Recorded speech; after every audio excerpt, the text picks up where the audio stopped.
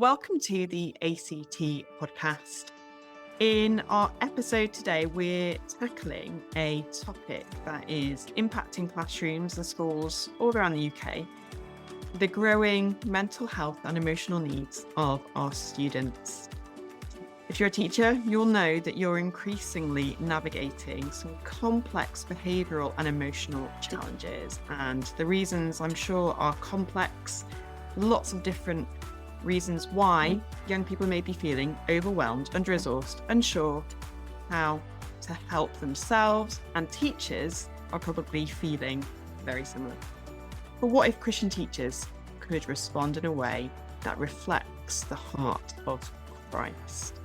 So to help us explore this, we're joined by Livy Gibbs, who is Relationships and Advocacy Lead, former Church Relationships Lead from TLG, Transforming Lives for Good, a national Christian charity that equips churches to bring hope and future to struggling children. We'll hear a bit more about their ministry later in our discussion.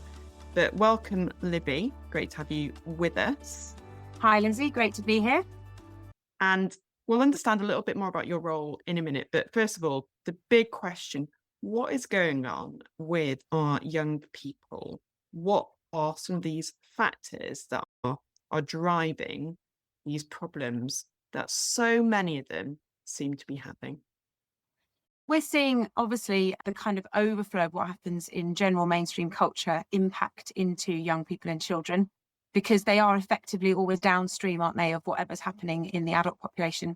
And I think over the last decade, we've seen an increase in struggles with anxiety. The COVID pandemic has made an impact. We know that the prevalence of smartphones and just internet accessibility means that actually we are now accessing news globally 24/7. We are hearing and we're putting in front of children's faces and young people's faces a lot of things that trigger anxiety, that cause concern. It's no longer the case that you only know what's going on down your neighbourhood or street.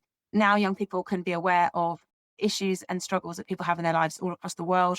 We're talking a lot about climate crisis, which creates anxiety for them because the earth is running out of resources and that kind of thing. That obviously brings anxiety. They are experiencing living in a context where the structures of stability that used to be mainstream places of safety, like stable family homes, clarity around kind of roles, gender identity, all of those things, as that gets eroded or becomes more fragile, the young people, they're just left with a lot of confusion. Nowadays, it's much more common for them to be told to explore the answers themselves. And actually for children, in the way that they learn, that leaves them with very little guidance. And it's actually really counterintuitive, isn't it, that we would think that if we leave children and teenagers to work it out, that they would come to conclusions that are not kind of anxiety ridden. So I think we're seeing the fruit really of what's happening in an adult context feeding into their world. Not sure if the world is a more dangerous place now than it was generations ago. I don't know enough about all the different statistical analysis on that, but certainly the perception in young people is that life is hard, there's a lot of distress, and they probably don't have the structures around them that used to bring some of that stability and clarity. So I think that's what we're then seeing transferred into classrooms and schools. There's a lot of pressure on children, both from the kind of society's expectations, but also from academic, from school, that they're supposed to be happy all the time, that they're supposed to love life all the time. All of these things feed in, don't they, into a little bit of a melting pot of what we now get in front of teachers every week in their school settings. Absolutely. And anecdotally, and also from my own practice, from when I was teaching a number of years ago, I saw an increasing number of young people that were struggling quite significantly, particularly with anxiety. And perhaps there was a bit of a divide between the sexes. I would see lots of girls struggling with anxiety and becoming tearful or getting stuck in very anxious patterns of thinking. But what are some of the things? So let's backtrack a little bit. What are we seeing in these students? How does this manifest? And then at some point, I'd love to hear about, it'd be great to understand the kinds of things you're seeing at TLG with those children that are really struggling. Yeah, give us any kind of statistics or anecdotes that can illuminate what's happening in classrooms and I guess what's happening at home as well. Yeah. So I think the reality is what we see in schools through our work with volunteers that we are resourcing to go into schools, but also what we hear from others anecdotally is that a lot of children are struggling to regulate emotional experiences. Sure. And the overwhelm that can be experienced, the feelings of behavior that they don't even understand where it's coming from, physiological impact of regulation, the sort of experience in their bodies, understanding what they can do to grasp what their emotions are about and what power they've got to bring some calm to those emotions, and also the health and the normality of a range of emotional experiences. So I think a common theme would be children struggling to regulate, but also I think children feeling like they are carrying more responsibility for their own well-being and welfare, or for the sake of the world, than might be appropriate for their age. So if they're living in poverty, if they're living in food insecurity, if they're aware of pressures on their parents, if there's unemployment, if they're in a low income situation, or if there's ill health in the family or struggles with parental mental health, then what happens is children are taking responsibility on themselves and feeling like they're unable to cope. So I think what we then see anecdotally in schools is children struggling, and it gets expressed through their behaviour, finding it difficult to come into school for some, so emotional based school avoidance, being in school and feeling like there's nobody that really understands them or gets them, struggling with relationships with peers, struggling with self-esteem, a lot of confusion about who they're supposed to be and who they are. Often we see for some children that there isn't the same presence of a role model to guide them. And so that could be coming from a home situation where there's an absent parent, or there isn't a wider community support around them. They're not part of a community that feels like there's lots of people that are bringing positivity into their life. Can also be because of displacement of family. So children are living less locally with people that they've known for a long time. They're moving around, they're being rehoused. So there's lots of different reasons that we see it. But what we're really seeing, I suppose you could just classify under a broad term, is the reality is dysregulation, which in a school context is much more difficult to manage, because the school is designed to be a corporate learning environment. It's a community, and therefore everybody's banging up against each other all the time. So if a child is struggling to regulate, usually everyone around them becomes aware of that and can exacerbate that. And on the contrary, can also help that. And that's where obviously we've got some exciting opportunities to explore in terms of what we can bring into that setting. Okay, great. So let's segue a little bit into what you do. And then I'd love to go back to some of the more fundamental questions about the emotional and behavioural outworking of dysregulation. But I suppose, what TLG does, you don't go into schools and deliver mental health workshops for students. You don't go in and teach about mental health or even train staff. What do you do? Because I think it's quite crucial to understand how you support schools, because I think I was under a slight misapprehension before I did a bit of research on what you guys do. Yeah. So our main role is, we're a charity that is here to equip the local church to help children to experience flourishing and to overcome struggles and to have a hope in a future. Mm. So the way that we do that is we see that there's a vital role for Christians in churches to basically partner with schools and offer support in the places where the schools need additional resource, which essentially is pastoral care. So we're offering a vehicle, a tool to churches to partner with us to enable them to step into a school space and basically offer time and presence and connection with children in the school who need that kind of longer term input of someone just journeying with them. So we call that early intervention, and it's a coaching program where we match a coach from the church who's safely recruited and trained by us.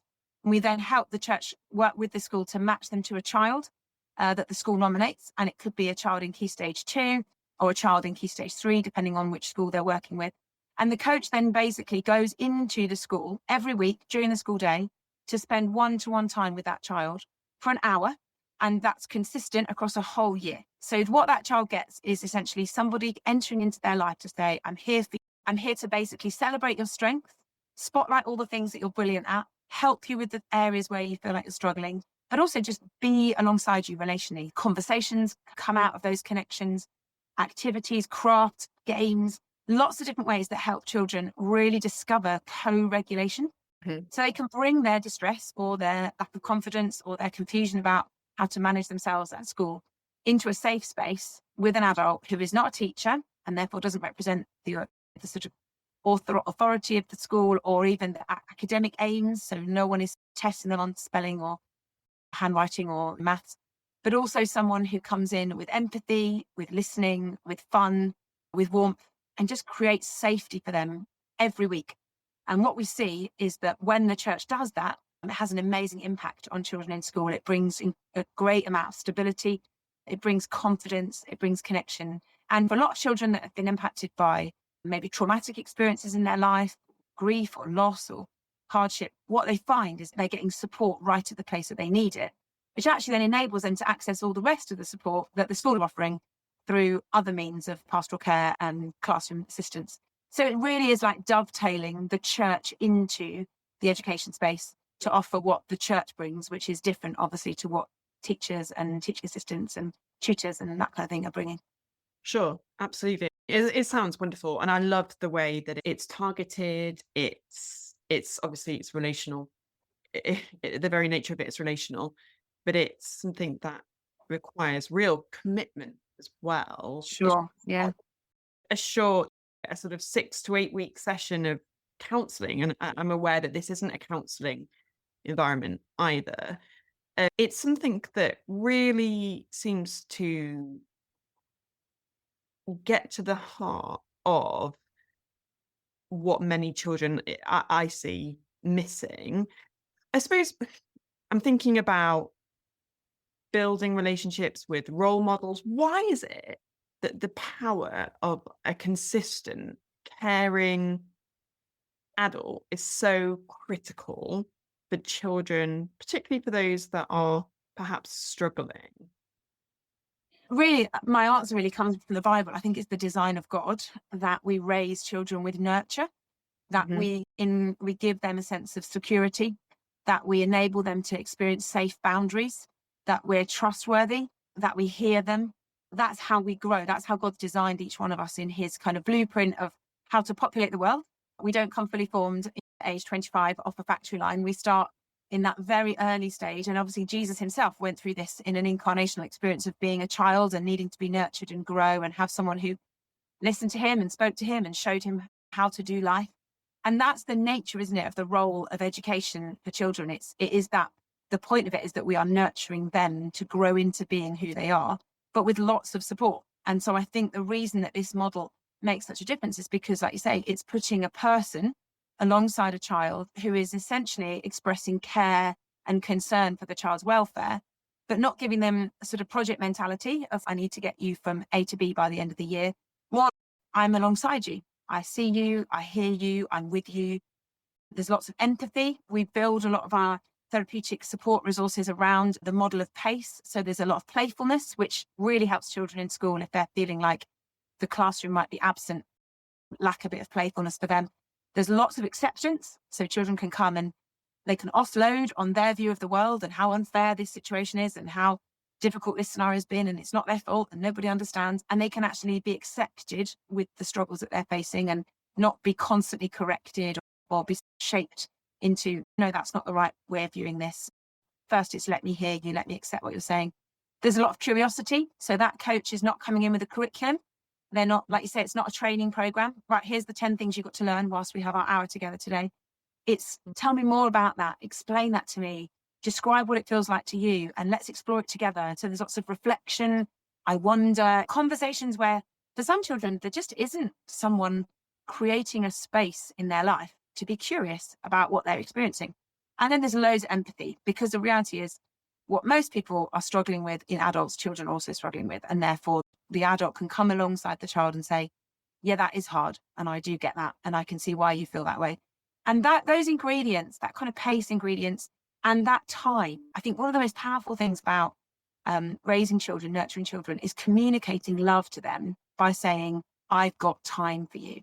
Now, we know, like I know every teacher I speak to in the profession would love to have more time with each child that they're shaping, because they recognize if I had more time, I could do all these other things. And they're all working on a very limited time resource because of having a number of children in front of them at the same time, and also lots of other objectives, and obviously only 6.5 hours of the school day. So what this does is just for a year, it just says there's somebody here who can give you lots of time. You know, the old phrase, time is spelt, or love is spelt Time. Like for a lot of children, that is what they experience in coaching. They feel loved and valued.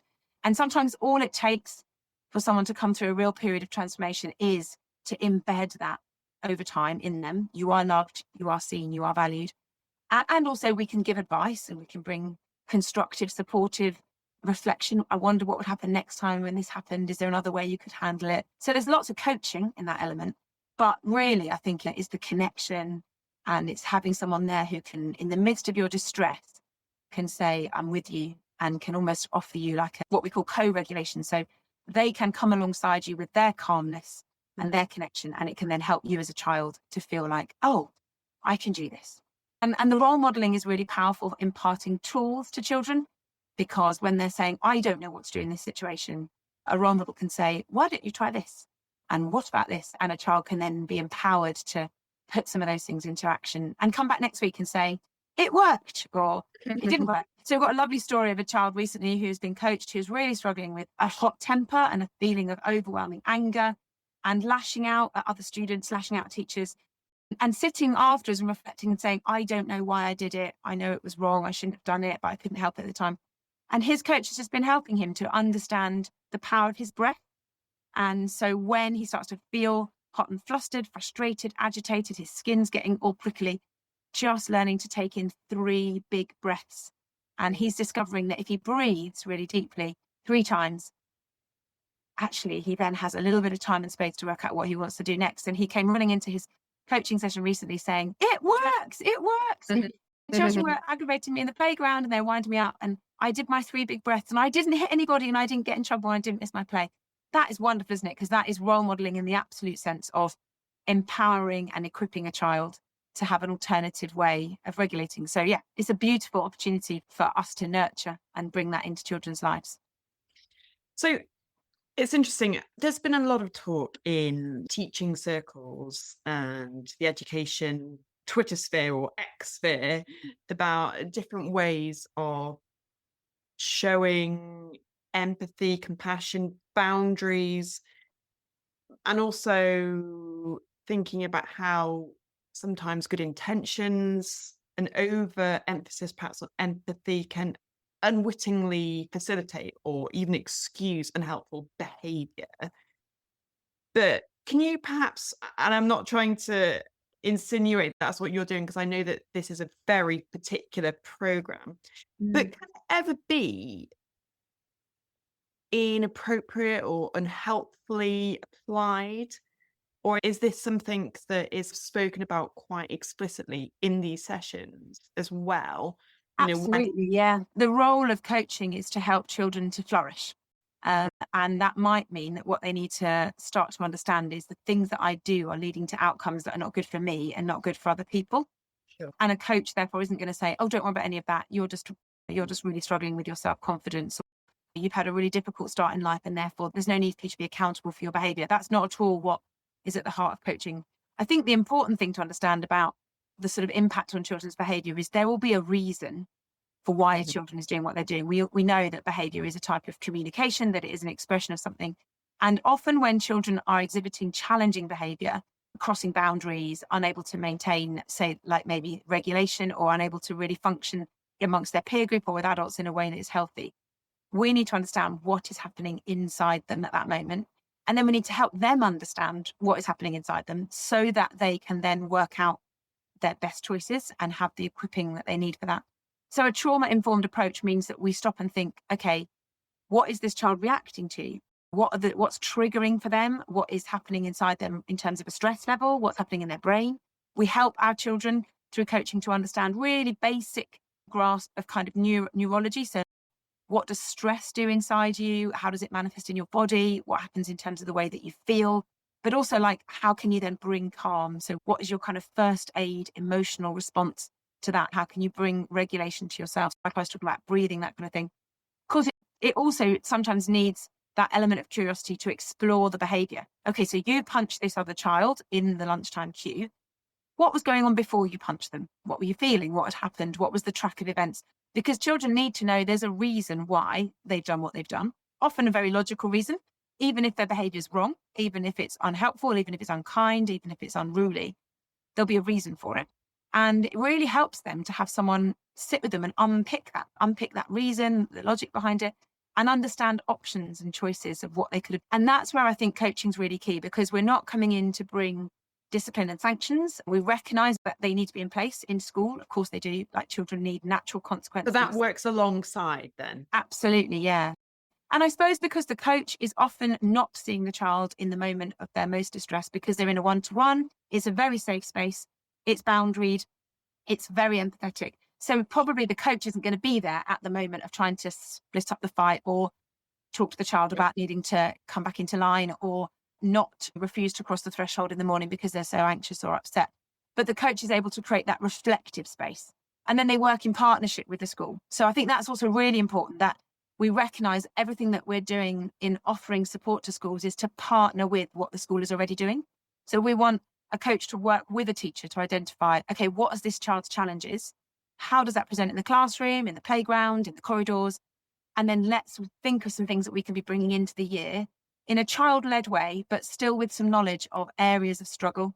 And we take data at the beginning and end of the year from the members of staff in school. We take data from parents at home as well. How is your child presenting? What are their struggles? What are their strengths? To make sure that the coach is really collaborating with the school.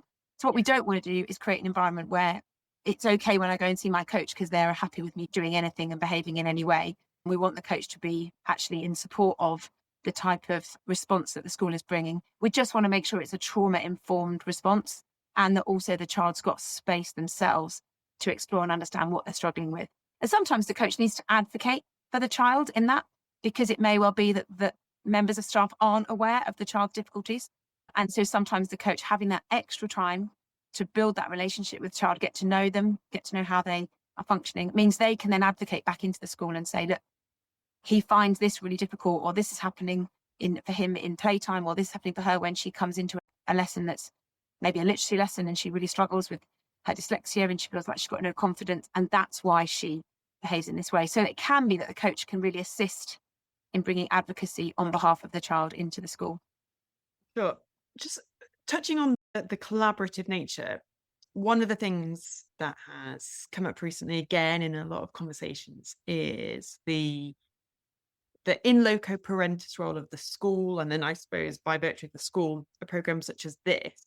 I'm wondering how much collaboration and work you do with the family around the child that is struggling, and how much that kind of is supportive, because it feels like it's quite an intense relationship and quite a substantive relationship over a year that a coach would have with the child. So how does that work with family, supporting the family rather than operating on behalf of the family? I'm intrigued about that. And it's really key, isn't it? Because the reality is children are in school for a large portion of their day, but school is not their family. School might be a really great expression of family for many children. It's a community, there's a sense of identity, there's safe structures, there's leadership, there's lots of ingredients that are like family, but actually children are being raised primarily in their homes. And so, we don't want to remove the role of parents and carers. We want to empower them. We want to also come alongside them to bring support where they might be struggling. So what we find is a lot of children who are nominated for coaching by a member of staff in their school, when the coach meets the parent at the beginning of the year to start that relationship off, you find the parent is saying, man, it's hard. It's hard for me. It's hard for others in our home. It's really hard to see this child in distress. I don't know what to do. Or, gosh, we have so much tension and conflict. Or, what do I do when they dysregulate? So we really want the coach to be able to offer wider support. We do that, like I say, through starting the relationship and building that bridge with home as part of coaching. So these sessions take place in the school day, not in the child's home, and there's no kind of contact with the home in that sense directly, but there's a relational connection built with the family. So an initial meeting to just meet the coach and discuss what kind of the needs of the children are. And then as an ongoing basis, the coach continues to communicate with home, might be email or text message, might be the occasional phone call, just so that link is built so that the parent or carer can communicate back with the coach about how it's going from their perspective, can ask for help. The coach can offer support if it's required or if there's an openness for that. And then at the end of the year, they will meet up again as a kind of closing moment to celebrate the year of coaching, to really celebrate where the child has grown and developed, but also to be able to signpost the family, like through the year and at the close of coaching, as to what other support is available from the church community, what other support might be available in terms of relationship building for the child. Because obviously during that year, what we find is the coach and the child have spent a lot of time together, but it's very safeguarded because it's in school and it's protected by all those structures. when the coach year comes to an end, we need to make sure that safeguarding is still in place. So that would be transferred over to the local church if there was a continued relationship. And it wouldn't be the same. There's no one-to-one relationship outside of coaching. But often the coach becomes a family friend and is then part of family life in different ways. They might bump into each other on the high street. They might see each other in the park, or they might even still be around the family's life in terms of parent reaching out or carer reaching out to say, this is what's going on. Here's a photo of him on his first day of secondary school, or, oh, we've got a birthday celebration next week. Would you like to pop over? So it just depends on what level of input. In terms of what the coach can offer the home, we produce some resources that are therapeutically written to just really create an upskilling opportunity for families. So they are really accessible, call them therapeutic support resources, but essentially they're little booklets with the illustrations that just, again, help parents to understand, like, can you expect in normal childhood development? What are some ways you can respond to behaviours like attention-seeking behaviour or clingy behaviour in a child? What can you do about stress and anxiety in your home, in yourself? How can you care for yourself as a parent and your own emotional well-being so that you've then got an ability and a resource for your children? We've got one that's written all about trauma and understanding the impact of trauma on children and how that can play out in their responses and ways that we can journey alongside children who've experienced trauma. So we also offer that kind of additional support to families at home to empower them and to create opportunity for them to grow. And we're piloting at the moment some work with having a therapeutic support worker in a local school. So TLG placing someone into the school to be there for a day or two a week, to be able to work with not just one child because of being in a voluntary coach role, but a number of children in a paid role. And that also includes family work. So that would be meeting up with the parents, doing nurture groups with parent and children together, exploring ways to take the knowledge and the development that's happening in the school setting, to take it into the home setting for continuation. Yeah.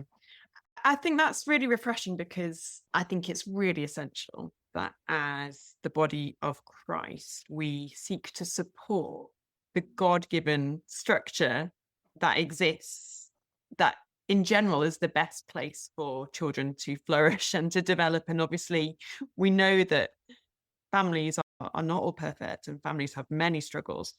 Actually seeing the way that you're walking alongside families and inputting into families to help them do that, and perhaps with better knowledge, with better understanding, I think it's really helpful. I think I was at an event recently with a lot of head teachers, and I live in a particularly deprived area where there are lots of socioeconomic issues, lots of poverty, and potential trauma as well. And a lot of head teachers were saying, we are these children's families now because they just don't get any support at home. So we have to be the ones that come alongside and support these children emotionally, practically in many ways. And now the level of discomfort I had there, not because I discounted their compassion and their empathy, which was astounding, Yeah. and their commitment to these children, but just that kind of, I don't know, that slight overstep, perhaps. What are we doing to think about a God-given structure that is broken or sometimes broken, but it's somewhere that the Lord has specifically placed around child? And obviously, I'm not talking about those extreme cases of where it would be unsafe for a child to remain with their family. Certainly Sure. understand Yeah. that circumstance. So just moving on now, because we thought a lot about the fantastic stuff that TLG are doing, and I'm going to make sure we signpost people who are listening to your resources, the opportunities for the early intervention coaching as well, the way that churches can partner with you and schools as well. I want to think about two things. First thing is, how can Christian teachers who are going to be in schools, who are going to be seeing the emotional dysregulation, mental health issues in their classrooms every day, who don't necessarily have a TLG coach, Mm. and don't have the time and energy to, and also it wouldn't necessarily be appropriate for them to develop the kind of relationship you're talking about with individual students. They create calm, regulated environments. How can they be the ones that enable perhaps a better environment that will help children to self-regulate or to Mm. just cope better with the myriad of emotions that they are dealing with? So I think the first thing, I suppose, is, and this might sound a little bit self-indulgent, but I don't mean it that way, but I think actually you need to look after yourself and your own emotional regulation in order to then manage the potential of what happens when 30 children are in the room together and dysregulating in different ways, major or minor. And we all know we've got a big red button. And we know that our own children, as parents, probably press it the most often, maybe our spouses too. But then with classroom environments, teenagers, junior school children, infants, there's lots of reasons why our big red button can get pressed and we can ourselves tip over into stress. And it's really hard to bring calm out of a place of stress yourself. So I think self-care is a really key aspect to that. We would encourage teachers, when they're thinking, how can I be the best teacher in the classroom today? Probably the answer is going to be to be my most regulated self. So to be able to be calm myself, to know my own emotional first aid kit, to know what I need to do. Do I need to make sure that I get a cup of coffee at break time and go and get fresh air? Do I need to put some hand cream on that just gives me a nice soothing smell when I'm about to walk into my maths lesson period 3 with difficult students? Do I need to do some breathing? Do I need to laugh? Do I need to have some jokes and some time for just letting off some steam with students? Because actually personal self-regulation then creates an environment to then make that, like you say, that kind of calm culture in the classroom. Yeah. When a young person is distressed, they will be sending signals to us, which will potentially be triggering our own distress. So we have to, at that point, make sure we put our own oxygen mask on, as it were, take in the big gulps of air that we need in order to then respond. And then there's lots of practical things, obviously, that teachers do that bring calm. So children really need boundaries. They need predictability. They need to know where the edges are of things. They need rhythm. They need routine. We all need some degree of rhythm. We feel it, don't we? We feel what happens when you throw the rhythm out the window. First of all, we like the freedom, and then after a while we feel completely unhinged and we just need a few things to be in place. So I think there are decisions teachers can make that set up the classroom and the culture of the classroom to have a sort of safe predictability to it. Consistency is massive. We often find that when children come to complain about their experience of school, one of the things they notice is inconsistencies between different members of staff or within a classroom hour. This person did this and they didn't get in trouble. I did it and I did get in trouble. How come? That's not fair. So kind of justice is really important, and the framework of justice that actually does bring calm, because it's essentially a way of saying you're safe here because I'm a predictable adult who will respond to things in a just and predictable way. So that's one way of bringing calm. The other thing I think that's really key is just looking for interpersonal connection with children, because when they feel like you get me, you know me, you've seen me, you're with me, they are then able to themselves pick up on that vibe of it's going to be okay. A teacher might be facing a child and they haven't done their homework and they're going to need to get detention for it. But even the way that you can bring that, I need to give you this detention because you haven't done what was required. But do you want to tell me what happened and why you didn't do the homework? Because maybe you've got a good reason, or maybe. So it's not lifting away from, like you said earlier, the structures, the discipline, the boundaries, but it's almost like saying, I see you as a person, hear you. It might be a 10-second window of time. That might be all it takes. It might be a glance coming in the door. It might be a kind of acknowledgement, like of the person of that child in that moment, that brings them feeling of, I'm okay with this teacher. They understand me, they get me. And I know that's asking a lot of teachers when you've got, like we say, large classrooms, lots of children, but children don't actually need that much contact and connection to feel like they're known and they're seen. And the difference it can make is really quite impacting. So we've had teachers talk to us and say, for some children, when they come in the classroom, a little fist pump that we always do together, or a little reference to something that just in that moment just brings them into a place of landing. I'm here with Mr. So-and-so in history, or it's the lesson after lunch on a Thursday afternoon when we always do art. I'm not very good at art. I don't like it, but Miss knows that. And she's given me a bit of a wink and she's with me. That just makes such a difference to then the power of that relationship, I suppose, that's established that brings calm. And then the most obvious thing, and I don't want to teach granny to stack eggs here, but it's just the tone of our voice. When our voice raises, we are expressing our own dysregulation, and that is not going to create calm for a child outside of us. So when they are raising their voice, we lower ours. When they are speaking fast and loud and in our face, we slow down, we take time, we're setting the pace with our own regulation. And children will come in line with that. when they're around a teacher who says, okay, we need to have a conversation about this, don't we? That just immediately creates a feeling of control, safety, regulation. And then that child who is can start to feel like they're getting the wind of the calmness that's coming, the breeze that's coming from that adult. So that's just a few areas, I think, where as teachers ourselves, teachers can be in the classroom and actually bring their calm into that space. And I did just mention laughter. I think laughter is really key. Laughter and joy and fun and jokes are a great way of releasing tension. They also create connection. And so playfulness really helps for children who are struggling to feel secure in an environment. Playfulness can just really put them at ease. A little joke can break the moment in a way that just brings everyone back to reset. So I would definitely advocate playfulness as well. That's really interesting and really helpful. And I think what you're saying can be amended or adjusted to fit into a variety of different school kind of models, because there are very different ways of doing school and doing the consequences for unwanted behavior, for the boundaries that we have within lessons. There are some schools that take a very kind of warm, strict approach, I think is the term for it now. There are those that are a little bit more liberal in the application of boundaries for unwanted behavior in the classroom, etc. But I think what you're saying can be used in either of those scenarios.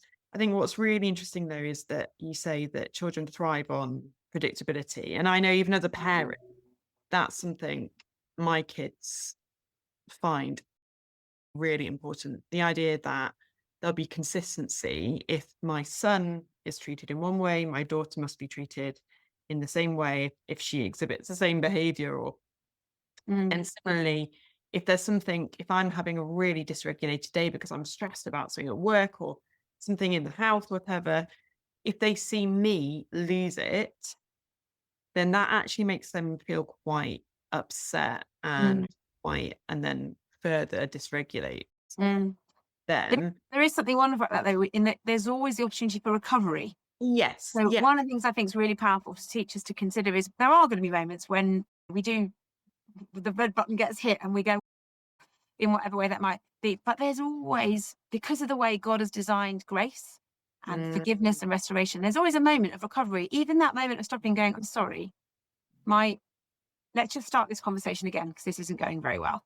Or that kind of redress, and a teacher being able to say, particularly with older students, maybe with the younger students, it's harder to do this in terms of their development. But like teenagers, they know when you've gone into a space that's not good teaching and not good personal relationship, and just being able to acknowledge it and actually take the time to recognize that, it shows your humanity and actually gives them some chance to restore with you. I think for younger children, it also helps to, when you realize that you've set a tone that you accidentally didn't mean to set, just even say to them, I don't like it when the classroom feels like this. I would much prefer it to feel like that. Wouldn't we all? Let's move towards that. And again, it's humility, isn't it? It's showing I'm part of this environment. I don't think it weakens the leadership of a teacher to bring that. One of my children years ago felt like they'd been given an unfair punishment from a member of staff because they were caught up in a group of children who were apparently running to the toilets and were going to get told off. And they weren't actually running. They were just at the front of the group and the others ran to catch up with them. And when they all got given a missed playtime, my child felt very wrongly treated and felt very distanced from his teacher and actually really quite resentful and didn't want to be in school the next day. And I thought, okay, here's an opportunity for a bit of restoration. Let's go and chat to the teacher together and give my child a bit of a chance to say what he's feeling and present his view and advocate, but not in a disrespectful way. Just, did you know, sir? And wonderfully, the teacher said, I am so sorry. I just assumed you were in the group and I shouldn't have done that. And backtracked. And the empowerment effect on my child was really noticeable because he was like, oh, so I said sorry to me. And it brought mutual respect. It brought honor, but it also just showed him teachers are human beings. They make mistakes. It doesn't mean next time the sir's got it wrong as well. If the next time you are running, you will get told off, and it was appropriate that you have that consequence. So there's something about that, even that role modeling we were talking about earlier. I think teachers can do that in terms of bringing their humanity into this environment and showing that we all have emotions and it's okay when they overwhelm us because we can recover and we can restore. So Yeah, absolutely. So we've started to use a little bit of the kind of biblical type vocabulary, humanity, compassion. I'm wondering though, we've not really touched on the sort of the gospel goggles that perhaps many of our ACT members will be thinking, how can I approach this with a true understanding of the gospel? And how can I embody that without being preachy, without crossing professional boundaries? If there's a kid in my class that is really struggling with their behavior and I have to discipline them in a way, do I then go and say, well, I'll offer you forgiveness in the way that Jesus forgives me? How can we do this in a distinctly Christian way No. that doesn't elbow in quite a brusque gospel message? Because that's what many, I think, of our listeners will be thinking about. And also, how can we support those that are struggling without manipulating young people or crossing professional boundaries? Yeah, these are great questions, and they're worthy of like whole podcasts in themselves, aren't they? And books and all sorts. Absolutely. A quick answer, I suppose, in the sense would be out of the heart is the gospel reaches our hearts. God sees us as people who he loves. And if we are with children and young people and we're thinking, how can I be a presence of the gospel in their life? Then we want to have God's heart for them. And that can be really challenging when what they're presenting in behavior is actually very exhausting, creating lots of difficulties for them, difficulties for us, difficulties for others around them. But I think praying for God's heart is a really good starting point. I would always encourage teachers to consider the power of what God can do in them themselves with the gospel that then flows out of them. Like you say, yeah, forgiveness and grace. You may not say to a child, I'm forgiving you with the forgiveness that Jesus gives me, but you could at home sit down for 2 minutes and think, I am so cross with such and such a child for what they've done. I need to forgive them, actually. Lord, give me your heart for them. So there's a kind of personal work, isn't there, in that the gospel in us flows out of us. I think there's also principles. So God is just, and in the classroom, therefore, we want to make sure that our school systems are built around frameworks of justice. But God is also merciful. And so there are moments where we want to make sure, am I both upholding justice and able to show mercy here? Yeah. Sometimes that comes in the form of the sanction still needs to be applied, but the way I apply it to you as a person shows a hand of mercy, a kindness to you. So you are going to miss your playtime and you won't be able to go on the school trip because of you running out of school and hitting people or whatever it was you did. The way that I then treat you as a person is I am not now judging you. I'm not now manipulating you to try and behave better because then I will like you and I'll be nice to you. I'm actually being gracious in my response. I am believing in restoration for you. I am hopeful of redemption out of this situation. I'm hopeful of a learning curve. I want to build you up. I want to put strength in you. So I want to help you for a better tomorrow. So all of those kind of gospel values shape how we treat children when they are bringing challenging behavior. And I think also looking for those opportunities to feed in the language of the truth without it being overly religious. I think it's really good for children to understand mercy and justice, grace, forgiveness, restoration, redemption. They won't know that what you're teaching them is the gospel. They will think you're just giving them emotional literacy or vocabulary to describe interactions with people. We talk a lot, don't we, about compassion and kindness and empathy, and those words are brilliant, but we sometimes feel nervous as Christians to bring in the religious words, and actually they're not religious. They're all part of God's vocabulary. And I don't think empathy comes up in the Bible that often, but grace certainly does. And I think we can therefore be free to use our Christian witness and talk about when we're working with, say, like interpersonal moments with children where there's been conflict. We can talk about what would it look like for everybody to be at peace with each other now and to actually have a relationship that is peaceful, so far as it depends on you, because maybe you can't make the other person like you. But where can it depend on you? And again, that is a direct quote from scripture, but they would know that. So I think Christians have got an amazing opportunity to sow biblical principles in the classroom, in the playground, in the corridors, in the lunch breaks, into children's lives. And then later, when those children are exposed to the Christian message, they're discovering who Jesus is, they'll be like, oh yeah, this is what that teacher was like at school. And it's almost like the witness has gone ahead. So there is definitely like a place for that. Yeah. I think there's also the opportunity to witness to colleagues and other adults around, because so often, and I say this regretfully, but so often conversations in the staff room would center on a small number of students Yes. who cause a disproportionate amount of disruption in lessons. Mm.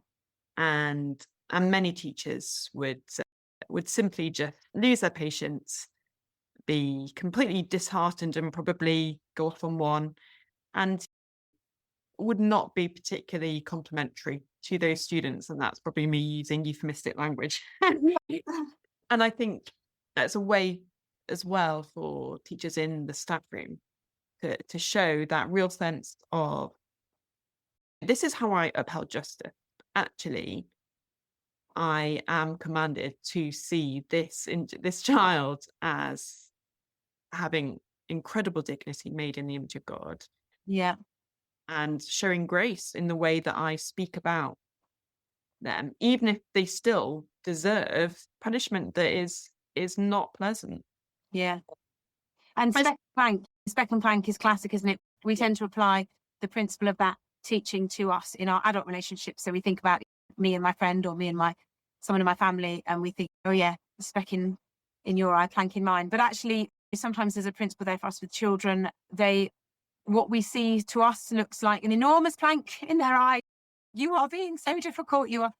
But actually then the humility to say, okay, you're being human and you're struggling with temptation. You're weak. You can't resist selfishness or self-protection strategies or egocentricity, because actually that's who you are in your state. And I can have compassion for you because actually I'm a bit like that too, in a different context, maybe not at school. So we can reflect on our own humility and not be judgmental. We can also advocate for children, so we don't have to justify. Advocating for someone's struggles doesn't mean you justify their behavior, but it certainly means you can understand the reasons for it. And I think that really helps in the classroom. Sometimes you can have a conversation where people are bemoaning the disruption caused by a very difficult student in a very difficult situation that's been going on for years and years, and everyone's exasperated by it. And something like someone saying, it is really difficult, but you just think about what they are struggling with and how difficult. And it's almost like it cuts across that moment and people realize, oh yeah, the child's in distress. They're trying. So when they are shouting aggressively and refusing to follow instructions and they're totally dysregulated, it's like inside that child, there is a heart that is all in chaos. There is a lack of ability to feel secure and safe. There is a panic mode that's been activated. They're probably gone. Their prefrontal cortex is totally offline, as it were. Their thinking processes have disappeared. They're very primal responses. They're feeling under threat. They feel like they have to defend themselves. They may well be having a trauma type response.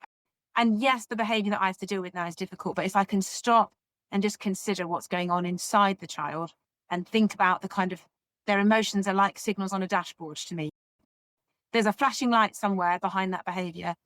And even then, the way we talk about children can be different, because we're not giving them an excuse for what they're doing. We're not saying it doesn't matter, but we are also helping to understand the reason why. And I think that brings a softness into our approach. It brings God's heart into that approach. And it's what we see Jesus doing. When Jesus met the woman caught in adultery, what is his human touch. He looked at the woman, he forgave her, but he also gave her a really high bar for her future. Yeah. But there was that sense of grace and acceptance. And when he brought Zacchaeus out from down the tree and said, I'm coming to eat at your house for dinner, what he's doing in that moment is he recognizes, you're a fraud, you're a crook, you're oppressive, you've been corrupt with your finance. I'm going to be with you and I'm going to express my desire to connect with you and your value as a person. And it almost calls out of Zacchaeus a whole new way of living, didn't it? So we see the story within that day, he's changing his approach. I think children we need to treat them in a similar way. They are made in the image of God, but impacted by a fallen world. Yeah. They cannot choose the right thing all the time in the same way that neither can we, but we can see the value in them and speak that out and believe that, and then call them into something different. And maybe go find the right place to offload. In an ideal world, wouldn't it be great if every teacher could have a supervision at half an hour once a month to just be able to offload about the struggles in a safe space where no one's recording it and it's never being passed on, but you just need to say, this is a nightmare. And then you can, turn that back into, right, now that I've vented, I can now think through what I'm going to do. Maybe that's where prayer comes in for some of us, that we use that space to tell God what we're struggling with about a child, rather than the staff room kind of gossip Yeah. or moaning culture. Yeah.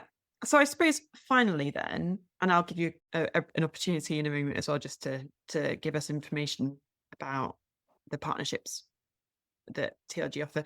But what encouragement would you give to a Christian teacher who, so for example, I had a message this morning from a dear friend who has said this has been the hardest year in teaching so far, completely overwhelmed by student behaviour. She's disheartened by what's going on with the kind of the system of supporting students, but also behavior management, really unsure she's making a difference and just overwhelmed by everything. The whole idea of lowering your tone or lowering your kind of volume when there are so many problems in the classroom that the only way to be heard is sometimes to scream. How can we encourage teachers like her who just feel overwhelmed by the problems or the challenges that are presenting through that dysregulation? And that is hard. My first response is empathy, though it's you're in a really hard job. I think teachers need to hear people say that to help them Yep. realize why they find it so hard. You're pouring yourself into a system that doesn't have enough resource and that doesn't have structures that suit every child, and you're therefore having to work in confined spaces and with lots of different pressures. So in one sense, I'd be like, it's okay to find it really hard. I think if you can get people around you that lift your head, that encourage you, that help you to see the big picture, that can just put strength in you. So finding teachers who are still carrying a sense of vision for the role and who are passionate about it and can speak into that, into when your head is drooping, where they can lift it. But also the empathic response when someone says, yeah, that is tough and I'm not going to try and fix it for you. I think there are things we can do in terms of upskilling ourselves in our training and development so that we're aware of the management skills in the classroom and handling different types of responses in students. So there's definitely an opportunity to think about, okay, where have I got gaps in my current skill set that maybe some training or support might help me with? There's also recognizing the dynamics of different members of the team in school. And there might be some students or some situations where actually what is needed is just a different voice in that space, and not to struggle on banging your head against the brick wall, but recognize, is it a place for a senior leader to intervene? Is it a place for a male teacher to come into a classroom if that's needed? Is it a place for some one-to-one time with a group of children to try and bring some restoration? So creative ways of thinking, okay, who, where, what, rather than feeling like it's all on us and we've got to try and fix it. Self-care is really important. I think keeping the big picture in mind is a massive part of teaching, and seeing it as a call from God. Yeah. That you're there to sow in the kingdom really into children's lives, but you don't necessarily get to see all the reaping, and knowing that can help.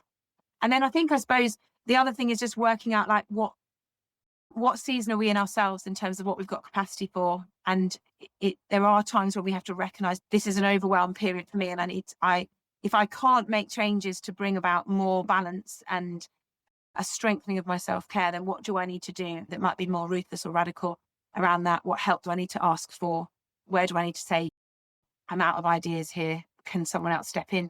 If you're a younger teacher and you've got more experienced peers around you, calling on that experience can be really helpful, because even if there might be some of the more outdated teaching methods in teachers that have been in the role for 30 years, they've also been around the block and seen 30 years of teenagers or 30 years of primary school children. And that can just really help, because they can tell you things like, yeah, this happens, this is normal, you're doing a good job, you can only do what you can do. And that can just sometimes bring the kind of stabilizing, when it feels really overwhelming in the first 5 years, you sometimes just need a mentor, don't you, who's saying, I find that in parenting, there are moments in parenting when you just need to find someone who's about 5 to 10 years ahead of you, so they can tell you that it's going to be okay and you're doing what you can and all of that. So That's often the beauty of a church family, isn't it? That yeah. you'll have those families around you.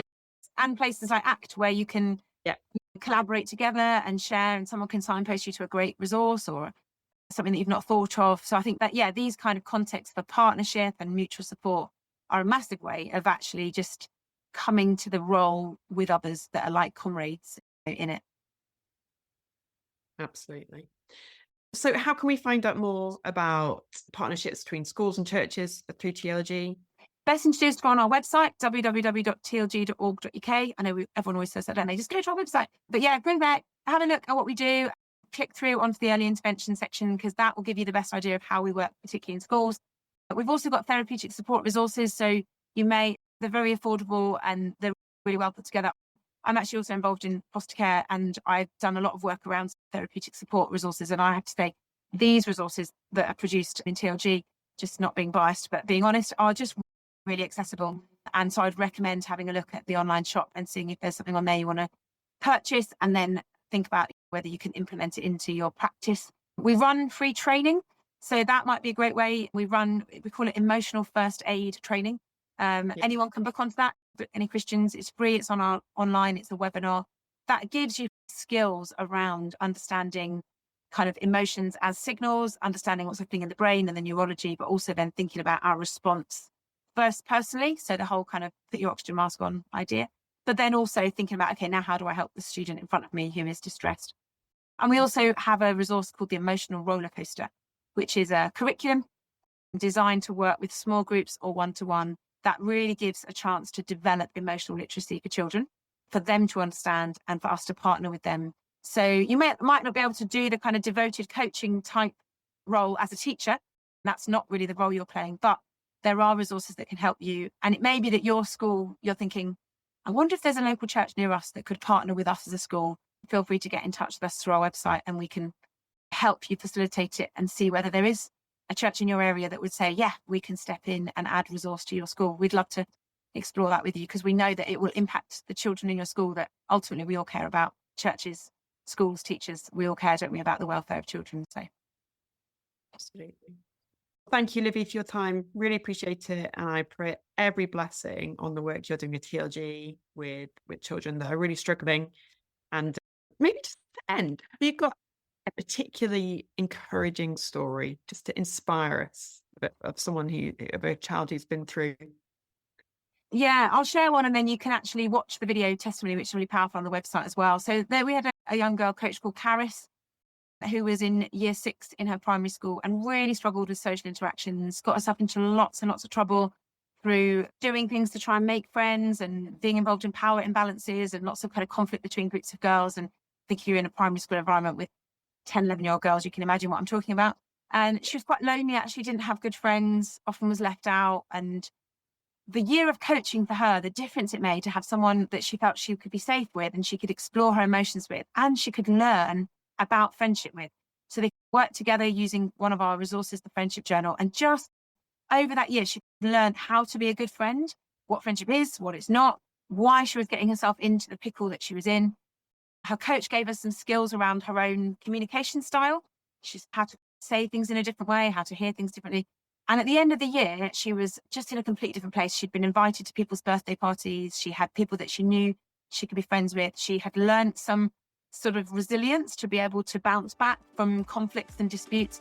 But also she had stopped getting involved in all the kind of politics and power plays of girls in the playground, and had learned who she was in that environment. And she really attributes that to that year spent with a coach who gave her skills that she didn't otherwise have, gave her a space to explore it. So yeah, have a look on the website. Caris's story is beautiful, and we've got hundreds of those, as you can imagine. And praise God that across the country, this is happening in schools in lots of different ways, and children are really finding support and help where they need it. That's excellent, Livy. Thank you so much. Thank you.